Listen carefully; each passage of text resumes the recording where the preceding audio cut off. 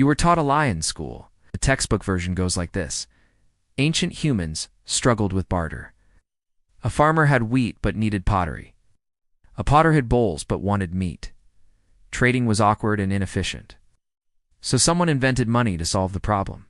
It sounds reasonable. It makes economic sense. Fits neatly into a chapter between cave paintings and the pyramids. There's just one problem. It never happened that way. Anthropologists have searched for centuries trying to find evidence of barter economies. They have studied hundreds of traditional societies across every continent. They found none. Not one documented case of a society that operated primarily on direct barter before adopting money. The story we tell ourselves about the origins of money is a myth. And like most myths, it exists to hide something more uncomfortable. Money did not emerge to make trade convenient. Money emerged because rulers needed a weapon. Welcome to the Fiscal Blueprint, where the machinery of power leaves marks that textbooks prefer to ignore. Before we can understand how metal became money, we need to understand what existed before metal. In small communities, people did not barter constantly. They shared, they remembered, they owed. If your neighbor gave you fish last month, you remembered. When your harvest came in, you gave grain. No one weighed the exchange precisely. No one demanded immediate payment. Value was social. Obligation was personal. Trust was earned through repeated interaction over years and generations. This system worked beautifully for thousands of years in villages and tribes across the planet. But it had a fatal limitation: could not scale. When populations grew beyond a few hundred people, memory failed. When strangers arrived from distant regions, trust evaporated. When armies marched through territory, obligation meant nothing. Scale broke the social machinery that had governed human exchange since the beginning. Scale is exactly what rulers needed. Imagine you were a king in ancient Mesopotamia around 2500 BCE. You control territory stretching hundreds of miles. You command armies numbering in the thousands. You oversee bureaucracies that track grain, livestock, and labor across dozens of cities. How do you pay soldiers who have never met you? How do you collect taxes from farmers who will never see your face? How do you measure the output of workers scattered across your empire? Barter cannot solve these problems. Social obligation cannot solve these problems. Memory and trust cannot solve these problems. You need abstraction. You need standardization. You need something that carries value independent of relationship. You need money. But money requires a body. Value is an idea. Ideas do not travel well. They cannot be carried in a pouch or buried in a field or handed to a soldier at the end of a campaign. Value needed a physical form that could survive time and distance. The first candidates were commodities: grain, cattle, textiles. Temples and palaces in Sumer and Egypt tracked these goods obsessively. They developed accounting systems thousands of years before coinage existed. Clay tablets recorded debts and obligations in barley and silver weights. But commodities had problems.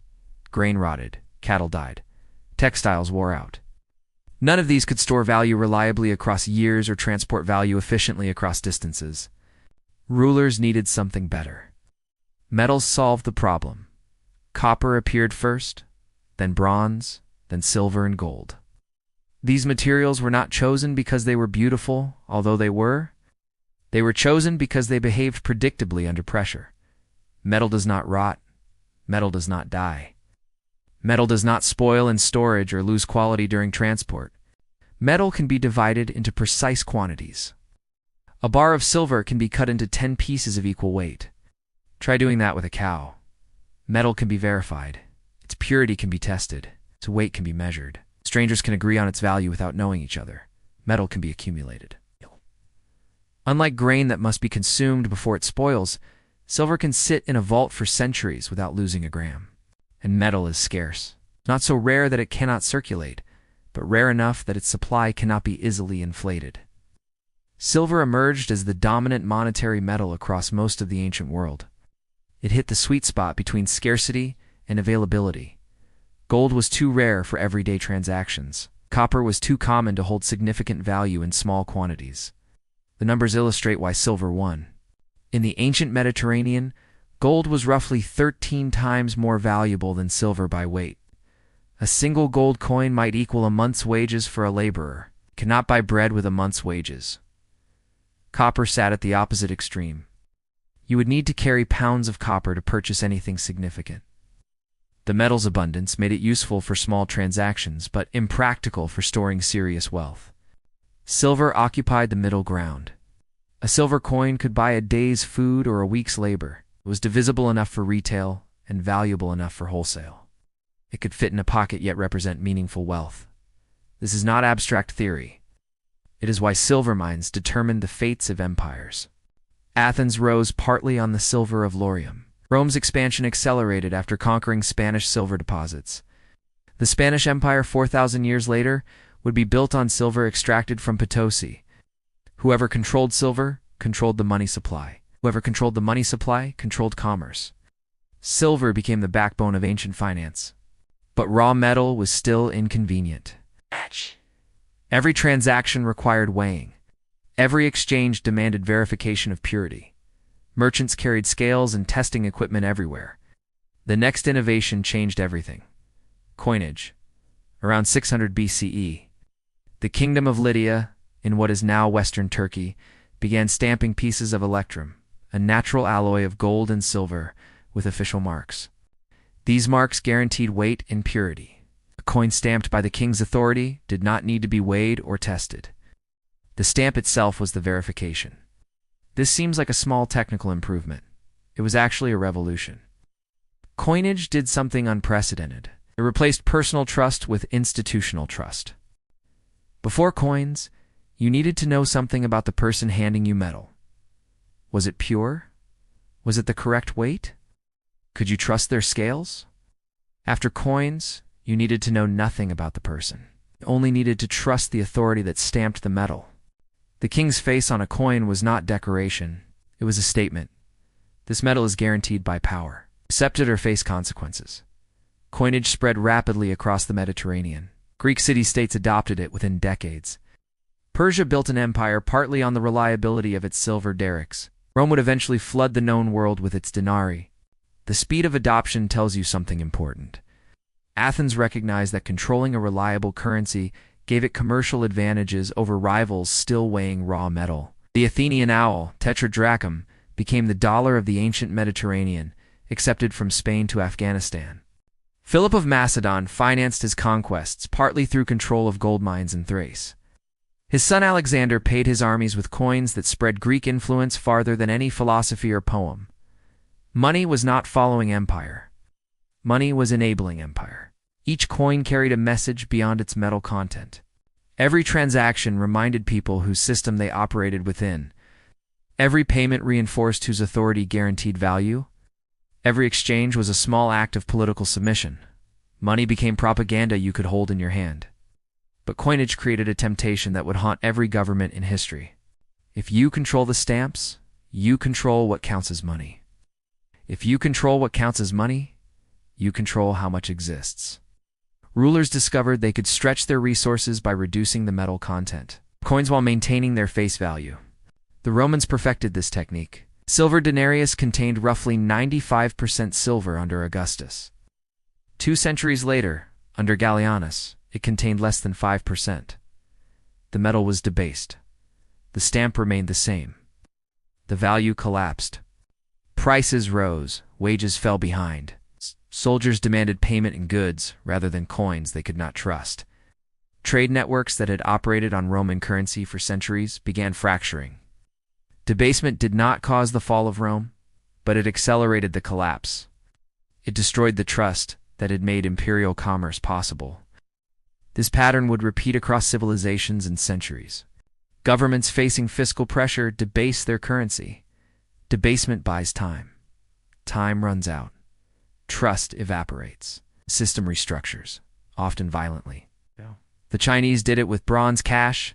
The Byzantines did it with gold solidi. Medieval European kings did it constantly, triggering price revolutions that destabilized entire regions. Every generation believes it has learned from the past. Every generation discovers the same temptations. But debasement is only one half of the story. The other half is what money did to society itself. Once value could be abstracted into metal, behaviors changed in ways no one anticipated. Before money, wealth was visible. You could see how many cattle a man owned. You could count the size of his harvest. Status was tangible and local. After money, wealth became invisible. A man could carry a fortune in a small pouch. He could bury it underground and retrieve it decades later. He could move it across borders without anyone knowing. This invisibility transformed power. Armies no longer needed to loot continuously to sustain themselves. They could be paid in advance and deployed strategically. Wars could be planned years ahead because the resources to fight them could be accumulated quietly. Bureaucracies no longer needed to extract resources directly from populations. They could demand payment in coin and let markets handle the logistics. Taxation became more efficient, more abstract, and more total. Debt changed too. Before money, debts were personal and negotiable. You owed your neighbor. You knew each other. Terms could be adjusted based on circumstances. After money, debts became precise and transferable. A debt of 100 silver coins was exactly 100 silver coins. It could be sold to a stranger, could be enforced by courts that knew nothing about the original relationship. Debt became a commodity. Then commodified debt could be accumulated just like metal. This is where inequality began compounding in ways that social systems had never experienced. In pre-monetary societies, there were limits to how much anyone could accumulate. Grain rotted. Cattle required land and labor. Wealth faced natural constraints. Metal faced no such constraints. Silver did not rot.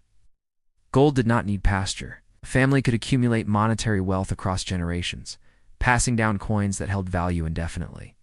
The rich could stay rich even when they stopped producing anything. The poor could stay poor even when they worked constantly. Money made inequality permanent in ways that subsistence economies never allowed. This was not a conspiracy, it was physics. Once you create a store of value that does not decay, accumulation becomes mathematically inevitable. The consequences shaped every civilization that adopted monetary systems. Classes solidified. Hierarchies deepened. Mobility decreased. Revolutions became necessary to redistribute what markets concentrated. None of this was planned. It emerged from the logic of the tool itself, and that logic has never changed. Modern money no longer clinks in pockets. It exists as digits on screens, entries in databases, signals traveling through fiber optic cables. But the architecture remains identical. Value is still abstracted. Authority still guarantees it. Scarcity is still managed by institutions rather than nature. Accumulation still compounds. Debt is still transferable. Quality still crystallizes across generations. The Romans debased silver. Modern central banks adjust interest rates and expand balance sheets. The vocabulary changed. The mechanism did not. Inflation is not a modern invention. It is as old as the first king who realized he could stamp more coins than he had metal to back. Financial crises are not anomalies. They're features of systems designed to move value efficiently through hierarchies of power. The 2008 collapse, the 1929 crash, the panics of the 1800s, the currency crises of antiquity, they rhyme because they run on the same operating system. Money was never designed to be fair. It was designed to be scalable. Fairness was always a political negotiation layered on top of infrastructure built for extraction and control. This does not mean money is evil. It means money is a tool. Like all tools, it serves whoever holds it most skillfully. Understanding this changes how you see the financial world. When governments print money, they are not breaking the rules. They're following rules that date back to Lydian kings and Roman emperors. When wealth concentrates, it is not a market failure.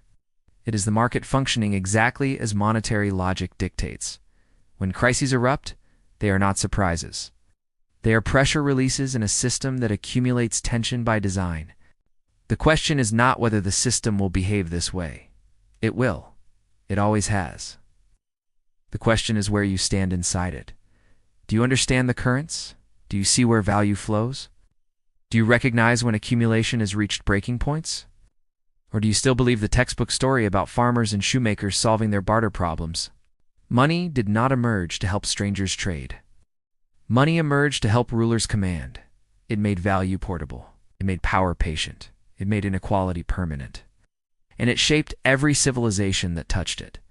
From bronze to bytes, the story is the same. The tool serves whoever understands it. The tool destroys whoever trusts it blindly. History does not repeat. But the logic of money has not changed in 4,000 years. Learn the logic or be governed by it. If this changed how you see the money in your pocket, hit subscribe. The Fiscal Blueprint is just getting started.